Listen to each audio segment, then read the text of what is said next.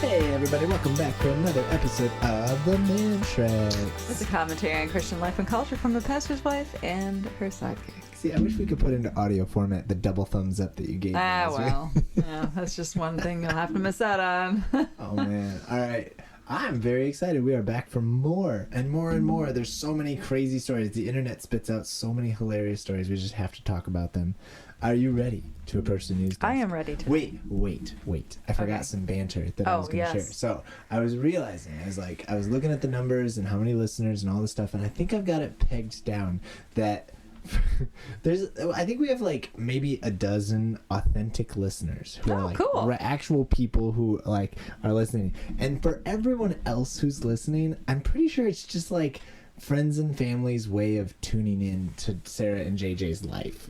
Does that make sense? Do you want us to call you more? Because we could do that. Then you don't have to sit and listen to this. I just think like once a week. Like some couples have a blog or like a weekly newsletter of what's going on with the Mannschrecks, and we have a podcast. And like, because I was talking to my very brother, one-sided, and he was like describing the podcast. He's like, yeah, it's just like hanging out with you guys. That's what it feels like. That's what he said, really. Yeah. Oh yeah. He was like, that's what it's like to listen to the podcast. It's just like sitting there listening to you guys hang out. And I was like, well, that's true. You know, some people have. Is that good or bad? I mean, I don't know. I think cool. It's probably a neutral way to say. Neutral way of saying you guys are weird. But it's kind of funny sometimes. What are Sarah and JJ up to? Are they still weirdos to talk about internet stories? At least they're having fun. Look at them. Games. They're just having fun over there. And we are. I'm totally fine. I'm fine with that. I have accepted my place in life. This podcast is our weekly family newsletter. That's what it is. And basically we just tell dumb stories and make up goofy games, and we have a lot of fun. That's cool. So anyways, that was my like update. I was like, that's what our podcast is. I realized that this past week. Awesome. Are you ready to approach the news desk? Now I am. Do you want to go first? Sure. Go for it. All right. So my first story is a little short, but it's super cute. So it's called Smiling Sunshine.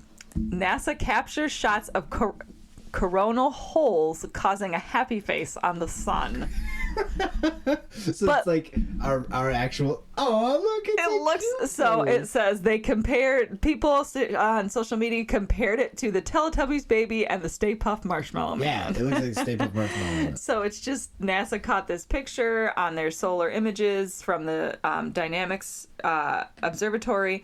And it seems like the sun is smiling. Dude, it looks like a chubby marshmallow. It says, say cheese. Today, NASA's Solar Dynamics Observatory caught the sun smiling. Seen in ultraviolet light, these dark patches on the sun are known as coronal holes and are regions where fast solar wind gushes out into space. It looks so cute. It's a cute smiley face. That is NASA earning our tax dollars right there. Right there. Wait, is NASA taxpayer funded? No, it's private, right? Private. Spaceweather.com issued a warning under the headline, "This is no laughing matter." That's cute, though. I like it. That's very cool. So anyways, I thought that was a cute little story that just was fun. That's really good. All right, Newsweek, Tech and Science. Couple finds huge 1 in 15 million diamond in a park with a volcanic pipe. What? Okay, so there's a national park. A couple was visiting a state park in Arkansas for their anniversary, and they stumbled across an enormous diamond. They just stumbled across a diamond. It's like part of what that park is known for. It's called the Crater of Diamonds. And you're allowed to go in, and I was like, that's a super cool anniversary trip. Do you get to keep what you find? I think so, yeah. What? So Jessica and Seth Erikin from Chatfield in Minnesota visited Arkansas's Crater of Diamonds State Park. So that's what it's called, Crater of Diamonds State Park, as part of a multi-state road trip for their 10th anniversary, which props. That's an awesome 10th anniversary. I know, I wish we could have done our 10th anniversary plan. Yeah, we have babies and COVID shut us down and blah, blah. No big deal. But according to a statement from a park interpreter for the Arkansas State Parks, they spent the morning of November 4th digging and sifting through the soil of the park, and they spotted a gem of the color of iced tea. The couple then took the gem to the park's Diamond Discovery Center, where the staff registered it. So you get to go and dig through the volcanic stuff, and if you find something, you can go and show it to them. That's cool. Right? Super fun. Whoa, that sounds like so much fun. I was like, yeah, this is like... I would totally do that. Yes, we need... This is what I'm saying. I'm trying to actually convince you to come with me. Wait, you've already planned this trip? Yes, we're going right now. Oh my gosh, that's amazing. All right, bye everybody. No. But they found a 1.9 carat brown diamond. Wow, that is so cool. Really big. That's a souvenir worth talking about. Oh, yeah. So there's a picture of the couple and then the picture of the big rock.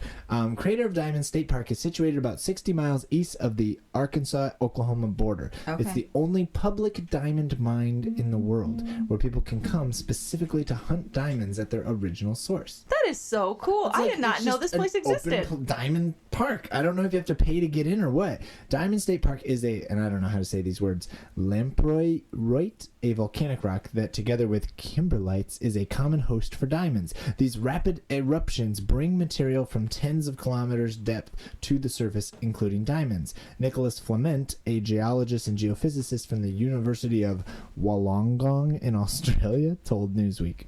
The state park is conveniently located in a geologically interesting area. The park hosts a volcanic pipe. So there's like a thing that spits out stuff from way down underneath the earth. These pipes are ancient volcanoes 95 million years old in the state park. Some types of volcanoes can bear diamonds. These types of volcanoes are sourced deep in the earth's mantle. That's where the diamonds form.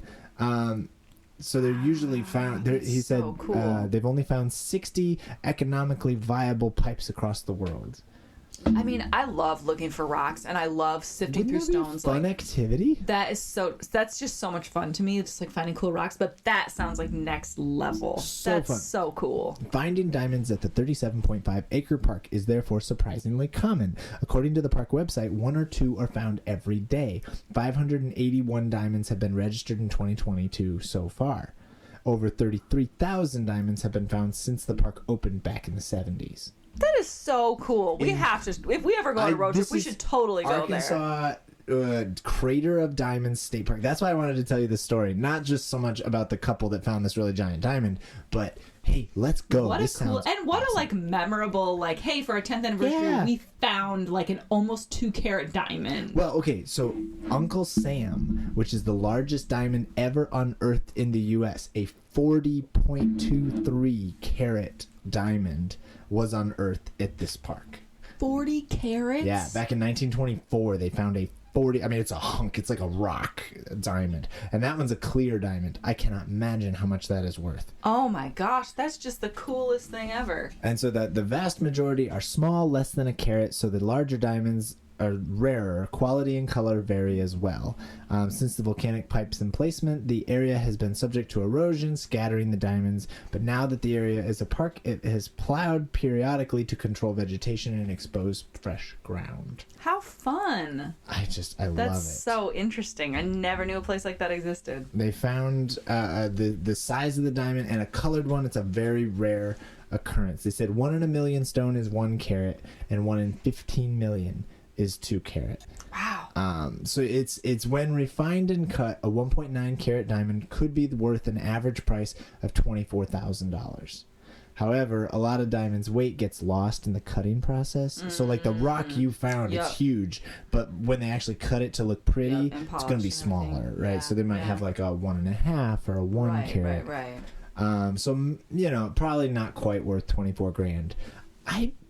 I would keep it. I would too, as like a memento. That's a cool thing to find. Like, I'm not so much interested in the value. Like, I'm not so much interested in like selling your value or like making it into something or like having all this wealth. It's mostly just like, this is a cool conversation piece. Like, hey, I went on this anniversary trip and look at this 2-carat diamond I found. Like, yep. And I think awesome. like it depends. I don't know how much it costs to have a diamond cut, but it would be cool to like cut it and be like, here's a necklace made of the thing we found. Yeah, that would be pretty cool. Although if I found a 40-carat diamond like Uncle Sam, I'm selling that one, right? Yeah. It's crazy money, I bet. Yeah. Store it in a display case. I thought that was so cool. Crater Diamond Park in Arkansas. And it's now on the added, border of Arkansas and Oklahoma. Yeah, and it's now added to the bucket list. Yeah. We gotta get down there. Google. We're gonna get down there and not find anything, and I'll be all grumpy. Yeah. Well. Come on, where's my 2-carat diamond? Oh boy. Well, this story is not quite as shining as yours, but potty training goes wrong. Firefighters free a toddler who got her head stuck in a toilet seat. What? But this poor child, this poor 2-year-old child, Harper, who's wearing the toilet seat like a necklace. It's clearly one of those training potties, and she got the training potty seat stuck on her head. Stuck on her head. So, man. This 37-year-old woman has been trying to potty train her daughter It sounds like it's in the UK. And the toddler decided to try to wear the seat around her neck and started crying. The woman tried unsuccessfully to get the toilet seat off and asked her 16-year-old daughter to also call a help and was unable to, so they called the firefighters. Wow. The firefighters arrived and were able to use tools to remove the body seat from the girl's neck. Wow. And they gave her a hug when they were done. Yeah, but I'm like, oh my gosh, can you imagine? Like getting that call and a 2-year-old is like, well. Do you think maybe like firefighters, it seems like they spend a lot more time getting people out of stuff than... Like that man who got his arm stuck in the couch? Yeah. I was thinking about that. It's like they don't actually put out fires. I feel like most of us are pretty good at not setting our houses on fire, but we get stuck in stuff all the time. And it's always the firefighters they call. The mom says, I want to thank the crew for their professionalism at this incident. Aww. Yes, this is true. Sometimes when you turn up, people are really panicked. And it's about remaining calm and calming others. Yeah. Especially if your head's stuck in the toilet. Oh, man. Your head's poor kid. Stuck in the toilet. I feel like I would... I could actually see Ezra getting his head stuck in a toilet seat. Yes, but I wouldn't call the fire department. I'm cutting through that thing by myself. Mm-hmm. You know, like I'm gonna get a... I know. I feel like they have better things to do than just free my child's head from the toilet seat. I guess I'm really grateful. I hope it doesn't sound like I'm demeaning the firefighters at all. I'm so glad that they do that kind of stuff. They rescue people in tight situations. But you're getting there. I'm working on the skills. But no, truly, like I'm really glad that there's someone you call, because those kind of things gotta be like a little bit embarrassing. Oh, yeah. It's like, what do I even do? I'm trapped. I have no idea. I'm glad there's a number to call. Mm-hmm. Absolutely. But stuck in the toilet. There you go. I gotta tell you though, the picture, she's wearing it like a necklace. Yep. Right? I was picturing something else. Like stuck in the toilet. Yeah, like head stuck in the like. It's more. It's not so much that it was a misleading title, because I thought it meant like in the potty. It's literally one of those seats that like makes the seat smaller for the kid. Like it's like the seat on top. So she like took that off and put her head through it as if she was going to wear it like a necklace. But her hair was not in the water. No. That's what I was envisioning, was her butt up in the air and her head in the water. That would have been far more entertaining and terrifying for the child. So. Oh my gosh, and then like poop all over the walls. I mean, that's how that was the real nightmare that I was imagining. Okay, so we talked about this because the categories of goofy stories that we talk about, the 3 categories are weird food news, animal news, and world records. And because this podcast is basically like half world record stories, this past week, November 10th, so early last week, was Guinness World Record Day. They have like their own holiday. Is there a reason that day was chosen? I have no idea. It's just the strangest thing. It was a Reuters article. It says super skills on show for Guinness World Records Day. It's like a whole bunch of people tried to break world records on this day. I'll just read it. Feats ranging from the most hula hoops spun simultaneously while on stilts to solving the most rotating puzzle cubes while skateboarding were celebrated this year's Guinness World Record Day. With the theme of super skills, the 19th annual event prompted people across continents to set new milestones for what is humanly possible. That's cool. But what's weird about it is, so they had this special day. So the websites that you and I normally check for these stories were flooded with there was a ton of world record stories. I'm going to read some of these because this is crazy. There's not too much to the stories. Just, hey, look, a person did a crazy thing. A British student skateboarded around a skateboard park while speed cubing. Did 500, and they call them rotating puzzle cubes. There must be a reason they're not allowed to say Rubik's Cube, right? But he did 500 Rubik's Cubes, solved them while skateboarding, that people kept handing him the next one, and he did it. Crazy. He also took the title for most rotating puzzles solved in 24 hours, completing an eye-watering 6,931 of them. I saw that one. That's just crazy. Why? 6,000.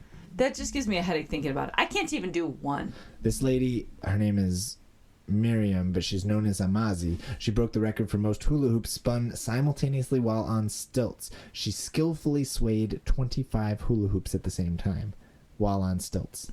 Okay, I can't do hula hoops. Never have been able to. I can't do stilts.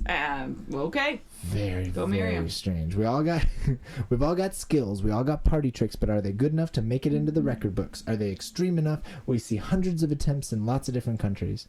In Japan, I don't know how to say his name, Junji Nakason rolled 3 basketballs from one outstretched arm to the other across his chest 56 times. I guess that doesn't seem like that impressive. It's one of those things that, like, people are sitting around and they're like, hey, I wonder how many other people can do this random thing that I could do. Yep. Hey, let's try and see how many times they can do it. Hey, I bet I can do it more than anyone ever has. I want to try and get a Guinness World Record. Like, what? In Dubai, these 2 guys, Amar and Abdullah, combined 2 skills. One performed a wheelie on a quad bike with the front wheel off the ground, while the other sat on top bouncing a football on 1 foot 70 times. That's just so bizarre. Why not? Like, what on earth are these guys even doing?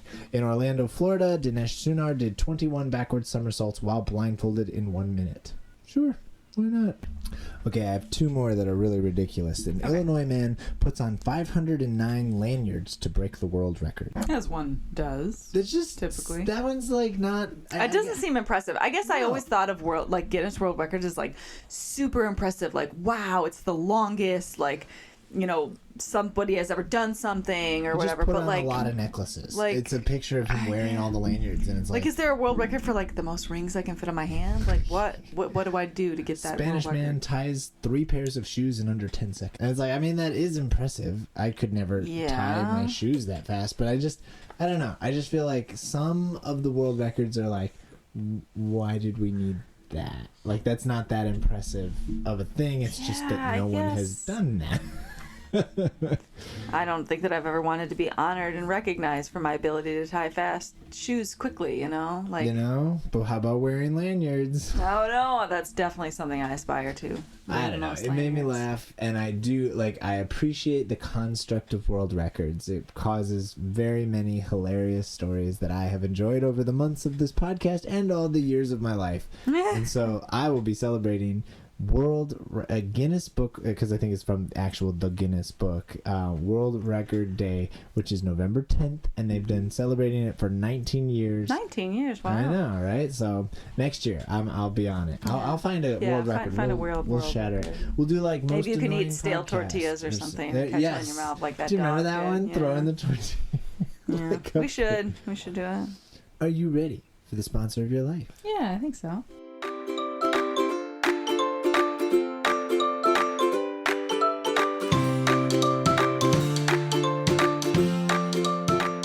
Go ahead. All right, so this past weekend, I think it was on Saturday, maybe Friday, we decided to go out as a family to our local coffee shop downtown, Evers and Ollie. Woohoo. And we went, and they had a cute little thing where they'll set up a little s'mores platter. It's called the S'mores Experience. And It was so fun. It's very cute. They got a little sterno burner there, and they'll set it up and light it, and then they give you an assortment of graham crackers and marshmallows and chocolate chunks, and you get to with your party. Yep, they give you the little camping forks. Marshmallows on. Inside, all inside. You just sat at a table. We sat at the table and did a little s'mores experience, and that was very cute. The boys had a great time. They did. So that was fun. It was so cute. Like, it's such a fun idea. It is. Sterno, was it called a steno burner? Sterno? Yeah. Whatever, the little like fire things. They're not really designed to melt marshmallows. Not really. It got a little sooty, and but the boys did but it not was care. super cute. That it didn't matter to them. They just wanted to be able to eat marshmallows and chocolate, so they were not in any way upset. No, it was awesome. It was just a fun thing. It was my day off, and it was like, you know what? Let's take some time. Let's go out and do a little thing with the boys. It was pretty cheap, for a whole family getting s'mores. It wasn't like super pricey or anything, so that was fun. Yeah, it was cute. So well done, Evers and Ollie, for that. It's called the S'mores Experience, and that's good stuff. That was really good.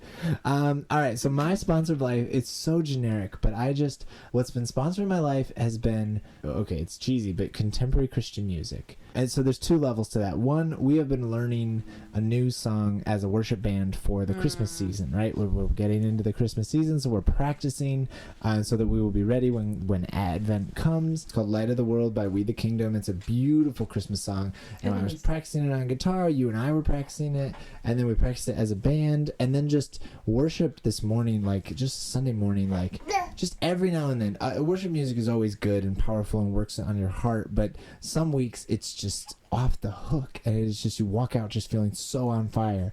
And that was this morning. And so I'm just like, just worship music in general, I guess, is what I'm wanting to celebrate and sponsor, because it's sponsoring my life lately. Certain songs it's so great to sing. I agree. So I don't know. It's a cheesy thing, but I was feeling sponsored by contemporary Christian music. That's cute. I like that. It was specifically, I'll give a shout out to We the Kingdom and I Am They. Both groups, they're spitting out music that is just incredible. From the Day is the I Am They song that I really like, and then Child of Love by We the Kingdom, which is fantastic. And then that new one that we're working on called Light of the World, which is that Christmas one by We the Kingdom. Beautiful, really nice harmony lines, and it's a lot of fun. And we had a small worship team. We didn't have very many extras singing. I never like it when I'm like the only one up there singing, but it was just a fun service. The worship music was awesome. To quote the kids, the worship music was lit. Wasn't? Yeah. I wasn't there this morning because I was taking care of sick children, but sounds like a fun time. It was good. You missed out. I did. You should feel bad. Trust me, I do.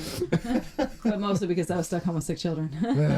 They're doing okay, though. Oh, they are. Yeah. All right. Are you ready for our new game? Yeah. I'm excited to see how this plays out. Yeah, all right. So we have a new game that we made up in honor of this horrible election season. And I don't mean that there was anything particularly horrible about it. It just was an election season, which I think they're all horrible. Everybody gets pretty nasty around here. Yeah, so we decided to create a game called If Bible Characters Ran for Office. The idea is that you create a candidate slogan or mailer or some kind of factoids about your candidate, and then the other person has to guess who is running for office. Okay. And you get extra points for having some kind of goofy, creative way to express who your person is. Oh, okay. Now, I posted it up on Twitter, and so we got a bunch of responses there. Do you want to hear mine, or do you want to hear Twitter's first? Let's hear yours first. All right, so I have 3. Okay. So the first one is, vote for our guy. He'll shoot right past the target. And then it's a picture of like a bow and an arrow and an archery target. Vote for our guy. He'll shoot right past the target. Right past the target. Mm-hmm. Jonathan? Yeah, right? Because that was the thing. He shot the arrow and he said, "Oh, go along. It's gone past you." Yep. Right? As the warning for David. That's that one story. I like that. Right? He'll shoot right past the target. And you put that on a slogan. And Jonathan, who I imagine is like a bearded guy with long hair. Yes, I imagine this too. In a suit, right? In a suit, of course, yes. That's the way I'm imagining. So like that Aquaman guy? Yes, yep. You mean Jason Momoa? I don't know his name. I don't know these people. I love your lack of knowledge. I don't know these people. That's awesome. Like the Aquaman guy? Yes. Basically, that's who I imagine when I picture Jonathan, is Jason Momoa. And most Bible characters. He's just a big, hairy dude with a beard, like that's, yeah. Oh, yeah. All right. My next one. Vote for our candidate. He'll keep your hopes afloat. And then in parentheses, and the rest of humanity. Jesus? No. Oh, Noah. Yeah. Sorry. You said the rest of humanity, and I was like, well, Jesus walked on water. Well, because all of the other humans died, right? Well, like, that's you're right. the story. You are right. But, okay. Noah for president. All right. And then my third one, I've got friends in high places. They'll literally tear the roof off the place for me. Vote for me. Oh, the man who was lowered into Jesus. Yeah. Vote for me. I've got friends in. I thought it was like a smear campaign against Zacchaeus, because you. Ooh, there you go. I got friends in high places. Not. I'm just short. Stop being mean about it. All right. So, I did come up with a few others, and then some of these are from our friends on Twitter. So I'm shifting gears a little bit. Okay. To quote Chris Traeger from Parks and Rec, inner beauty is so important, and outer beauty is also very important. Vote for this candidate for queen, a beauty on the inside and out. Esther, very nice. That's cute. If you want something done, get a woman to do it. Oh, Jezebel. Ooh, Jezebel. He was going for Jael. Jael, yeah. Jael? JL? The lady with the tent peg, right? Yes. I guessed Deborah, and he was like, close, Let's see. Okay, so this one was a bit of, my friend Tracy posted, and we kind of went back and forth about this candidate. So first you have to catch the candidate, and then I'll tell you the rest of the conversation. Okay. So it was like, I am the wisest. I have experience building temples. Solomon, right?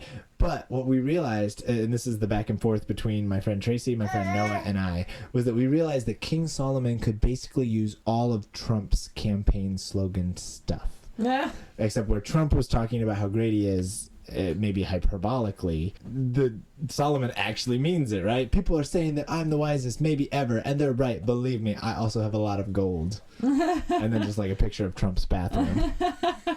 That's Solomon. That's cute. I like that. Vote for me. I have a well-watered land, and also my opponent tried to sacrifice his son on an altar. Is that really the kind of man you want representing you? Also, the candidate's wife seems a bit salty. Lot? Yeah. That's cute. Well, I like that. I liked it a lot. A bit salty. A bit salty. Vote for me. My welfare program literally saved Egypt from 7 years of drought. Joseph. Boom. Nice. I like that one a lot. Right? Okay. This is my gotcha. favorite. So there were a number of people went after the same biblical characters with different slogans. This is the best slogan that I saw for this group. Okay. A man with a plan and a woman who can. Oh, is that Ahab and Jezebel? Yeah, Ahab and Jezebel. For those who don't know the story, Ahab was this like incompetent king, and his wife was like this devious, kind of sinister lady who went and conspired to have somebody killed so her husband could have what he wanted. So he's the man with a plan, and she's the lady who can. All right, render me an ear to hear. Jeremiah? No, Oh. I think it's. Isn't that a line from like Abraham Lincoln or something? And render me an ear to hear or something. But it's Peter. Oh. Because he cut out that guy's ear. Oh, dear. That's good. I like that. Has this administration made you lose everything, including your 7 kids? Has your wife told you to curse God and die? Then this candidate can relate. He has a plan that will help you be blessed sevenfold. Oh, Job. Oh, Job. That's cute. Oh, I like that. Okay, this one is more visual. It says, vote for me or else. And then it's just a bunch of bear emojis. I know. Ezra gets it. I mean, Asher, who are you? Vote for me or else. Do you know the story of the bears? Yeah, but I can't remember who it is. Elijah. Okay. For those who don't know the biblical story, there's a Yeah. moment where some teenagers are making fun of how bald Elijah is. Yeah, So he that's right. sicks bears on them, and they get eaten by bears. That's right. Wow, that is such an obscure story. Very obscure, but I think it's super funny It as a is. slogan. Vote for me or bears will eat you. This is really proving to me that I really need to go back and just reread the whole Old Testament. That's a lie. I responded. I was like, because Justin is my friend who posted it, and I was like, that's Elijah getting out the Gen Z vote. All right, yeah. Here's an obscure one. Everyone should sit under their own vine and their own tree. It's not Jonah. No, that's what I said though. I literally guessed that. I did. For your own tree. It's a minor prophet. Nehemiah? No, it's Micah. Micah. But it's quoted by George Washington in the musical Hamilton. Right? I did not know that. All right, rested, tanned, and ready for questions. Speak to my spokesman. Moses? All right, so there were like 4 different versions of this one. Let me see if I can find it. I'll mobilize the people. We'll rebuild the wall, and we'll get Persia to pay for it. Nehemiah. I just said Nehemiah for the last one. I know. Because he rebuilt the wall, and Persia helped him pay for it. All that. That's cute. And then, right? So this person said, my name is Legion, for we are many. And I said, that's voter fraud. Your servant is listening. Samuel? Yeah. Visionary vegetarian won't compromise God's law. Oh, that's Daniel. Yeah, there I you go. that. So many people are employing like Trump's way of talking, right? Yeah, I know. I'm not. Vote for me. I'm super interesting. So interesting that people rarely fall asleep when I speak, except for that one kid. But nah, we're good. I took care of it. He's all good now. I'm riveting, really. Paul. That's Paul, where the kid fell out the window. I feel like we just talked about that. Yeah, a torch on every pot and a trumpet in every right hand. Oh. Ooh, do you not remember the story? Pots over the torches, and then the trumpets, they blow, and the... Oh, it's Jericho. Nope. No, it's not Jericho. Gideon. Gideon. Oh Yeah. my God. It took me a minute, too. I did not remember that part of the story. Oh, yeah. They put the torches over the pots over the torches, you're then they right. revealed them You're all right. at once. You're right. Make Herod's great again. This one's from our good friend Ira. Vote for me and you'll have all the oil and flour you need. I also have a plan to deal with our drought. I'm not only in the running, I have won some impressive races in my past. Oil, flour. Remember the story with the widow? Yeah, is Elijah? Yeah. That's what I thought. But Yeah. I was races. That, I think, is just the well, I don't really know what he's referencing. Now I have to read my Bible. Guys, you're making Everybody, me feel like... I did, when we started this project, I was like, these are going to be some nerdy, obscure jokes. Like, you got to know your minor stories. I'm a good swimmer. I can hold my breath for 3 days straight. With God's help, willing to travel. Lazarus? No, swimmer. 3 days. Oh, Jonah. Yeah. Jonah. Sorry. Yes, swimmer. Well, 3 days. Sorry. Lazarus was dead, so. It's true. It's true. Vote for me. I run faster than my opponent. I'm endorsed by Jesus Christ himself. Let's put some light in the office for a change. Vote for The Rock. Peter? Peter! He said Jesus, and I was like, oh, okay, yeah, Peter. Yeah. That's cute. The Rock. And then it said, and then the conversation that unfolded from that was like, Peter's running for office against John. Same party, but it's a tough primary race. A vote for me is a vote to bring down the house. Also, I have fabulous hair. Samson. Wow. Wow. To bring down the Liam house. just asked about that story the other day. Yeah? Very. I've slayed giants. David. Pretty obvious, right? Yep. I love this one, but I wish I had figured out who he was talking about. He says people over profit, but spelled profit like prophet in the Bible. People over profit. And I'm like, well, that could be a couple of people, you know, like. Yeah, I do like that, though. That's a catchy tag. People over profit over the Old Testament. That's cute. I'll return us to a time of warm hospitality and I'll drive a stake through crime. JL. JL, yep. There were a lot for her. Yeah. Do you need someone to slay your political giants? Yes. Please call David. With financial expertise in healthcare and food service industry serving thousands, I can provide the guidance our nation needs to get the economy back on track. Joseph. Yeah. I like that. See, Those are fun. There were so many of these. I feel like there are, but it's very clear there are some that are like easier to come up with for stuff Yeah, than others. yep. Like, Yeah, there were. you have to know your Bible stories really well to be able to Yeah. have like a background and. Oh, I already told you about this one, but I haven't said it into the microphone.